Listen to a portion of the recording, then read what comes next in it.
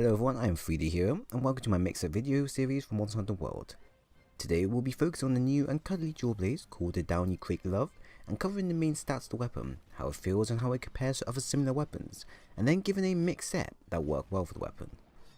Now I must apologize for not uploading mix sets for a while, as I have been really busy on my end, and I also wanted to expand my content into Destiny 2, which is a game I took a big break on because of, well, obvious reasons. Now I've had fun with both games, now I'll share both of them onto my channel for each week to keep the content fresh for you guys. Now let's stick with the main topic and look into the new dual blade stats. The dual blades are a rarity 7 weapon with an attack value of 252, which equals to 180 raw, which is around average for most dual blades. It has a large blue sharpness threshold that can reach white, but also means you don't have to worry about using handicraft, so more room for flexibility in terms of picking your own skills to further benefit it. Next, it has 0 affinity, 120 sleep, which is something we're going to talk about later, no dual slots, no extra defense boost, and 2 augmentation slots. Now, as you can see, this weapon plays just how you expect it, with its averagely low attack value, but quick, effective sleep build-up, which these dual blades succeed well in. Now there's a few pros as well as cons that I like to cover with this weapon. It has one of the few best stats compared to other sleeper based dual blades currently in game, with its attack value, sharpness and sleep stat beating out the Carnia 3 by a small threshold and the Tower of Dagger Thief by a very large percentage, as you can see. Although the other two weapons do have an extra AUG slot and 20% affinity, which can favour a user depending on what and how they're building their sets.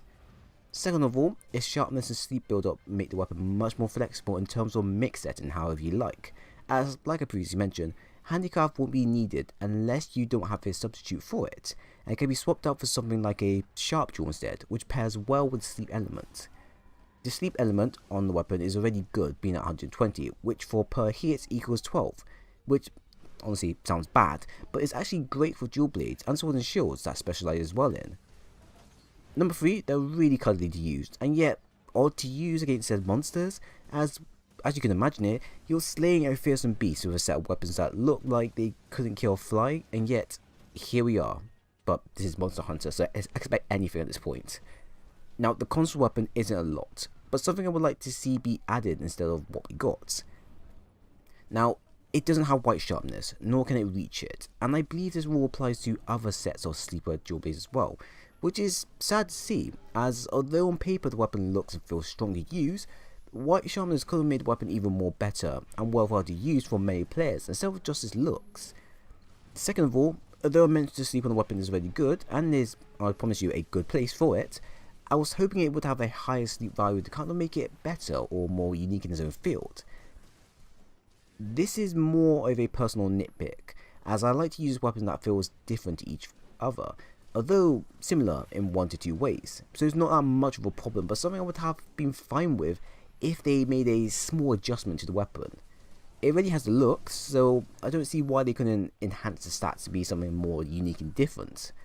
And number 3 is a limited time weapon, so if you're a big collector of weapons such as these, then you have now up until the end of the event, which is soon, to get it, as then you have to wait for it to then re-show itself again, which we don't really know when that will be.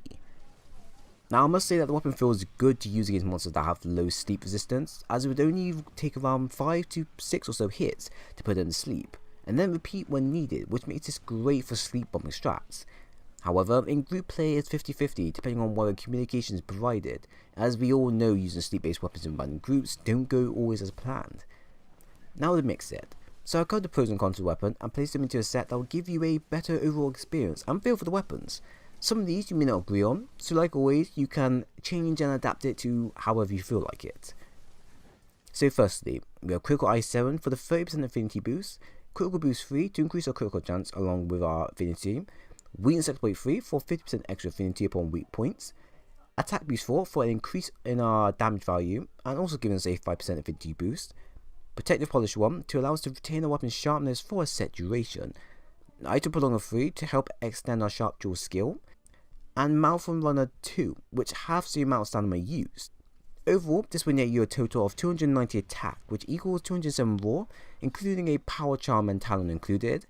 415 defense, including Armor Charm and Talon included, 85% affinity, which is pretty good, and a perfect setup for going ham against any monsters weak to the fluffy playstyle you have.